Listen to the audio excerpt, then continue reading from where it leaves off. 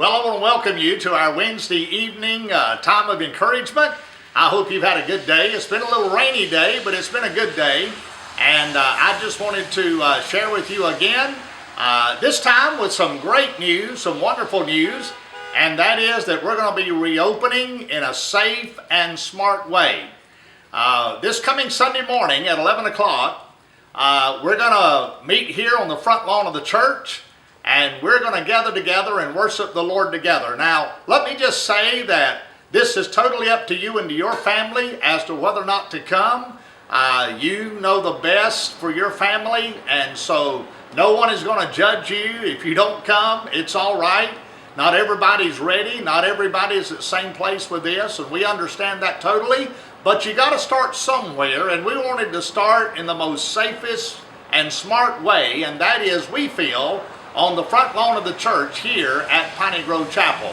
Let me just ask you that if you're coming, please bring a lawn chair. And if you don't have one, we'll provide a folding chair for you. If you come and perhaps you're going through treatments and you really have to be extra careful, or physically you just can't make it out to the front lawn and carry a chair and all of that, we understand that.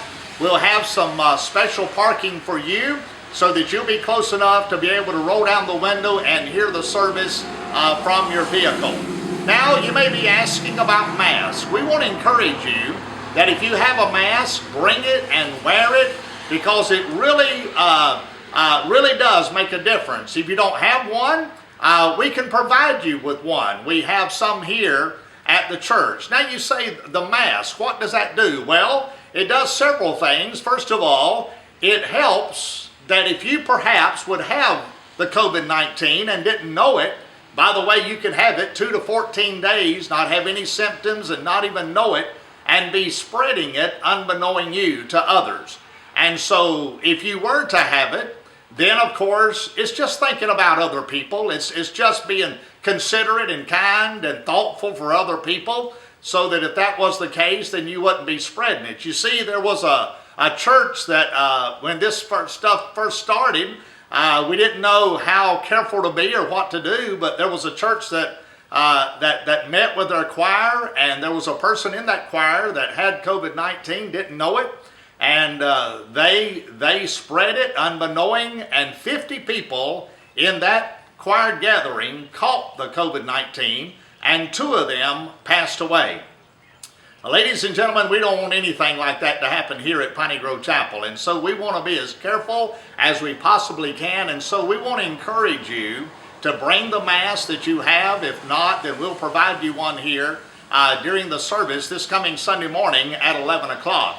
Now, another thing that we can do to be smart and safe is we can ask you to maintain your 6-foot physical distance. Now, I know after not seeing people for some time, the first thing we want to do is shake their hand and hug their neck. But we got to be careful with that because it could spread the germ, or there's people that may not be ready for that may not feel comfortable with you doing that. And so let me encourage you, even though you'll want to maintain your physical distance with a 6-foot safe time there, and that will make a difference. By the way, when you get here Sunday morning, there will be places marked on the lawn of the church that you can find inside that square that's marked where to put your chair, and that'll help you as well with this. Bathrooms. There'll be bathrooms provided in the fellowship hall, and you can simply go in the front double doors of the fellowship hall.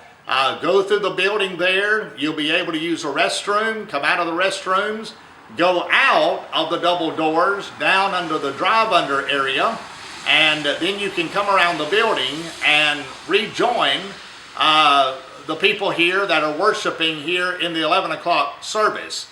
Make sure you wash your hands. We know that that's an important thing to keep from spreading the germ.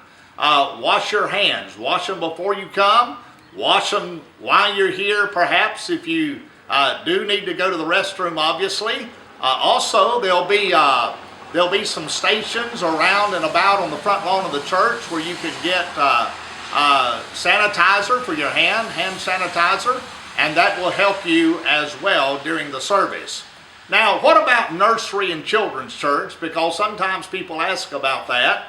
Well, for right now at least, there'll be no nursery provided, nor children's church for right now.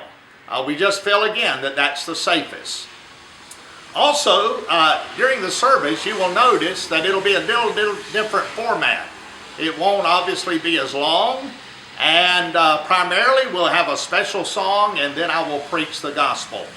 The reason for that again is to be safe.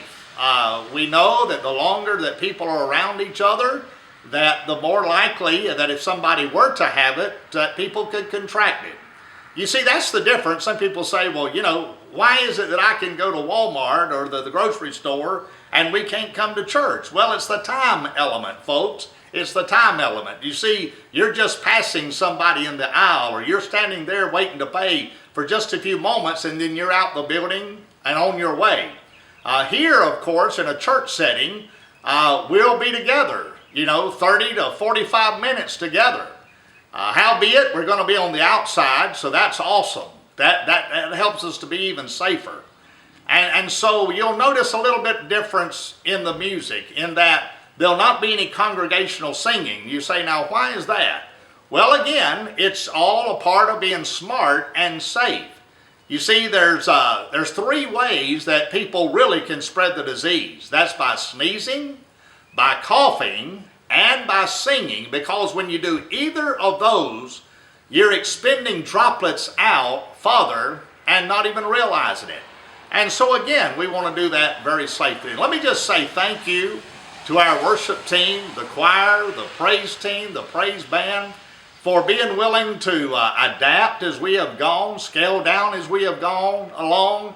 They've just been awesome, and I just thank God for them.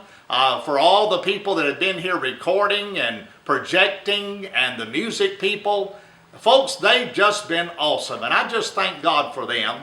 But again, the reason things are different is because, don't forget now, we're opening safe and smart. Now, what about the Sunday night services and the Wednesday night services? Well, Sunday night and the Wednesday evening services are going to be suspended for now, and we'll have to cross that bridge when we get there. Finally, what about Sunday school? Well, right now, our Sunday school classes, some of them are able to meet online. They're able to meet through Zoom, and we're going to ask them to continue to do that. What about our Wednesday night youth worship time? Well, the same thing. They have been meeting some through Zoom online, and we're going to ask them to continue to do that as well. Folks, we just want to be careful. We want to be safe. We want to be smart. And we want to do this in such a way so that we can come together a little bit and worship together a little bit, but at the same time, it's going to look different, perhaps feel different, but we got to be smart and safe, not just for us, but for others around us as well. So God bless you. And I'm looking forward to you coming here Sunday morning, here meeting on the front lawn of the church and having a great time in the Lord. Well, there's a wonderful psalm here in the Bible that I wanted to share with you. One of my favorite psalms, Psalms 1.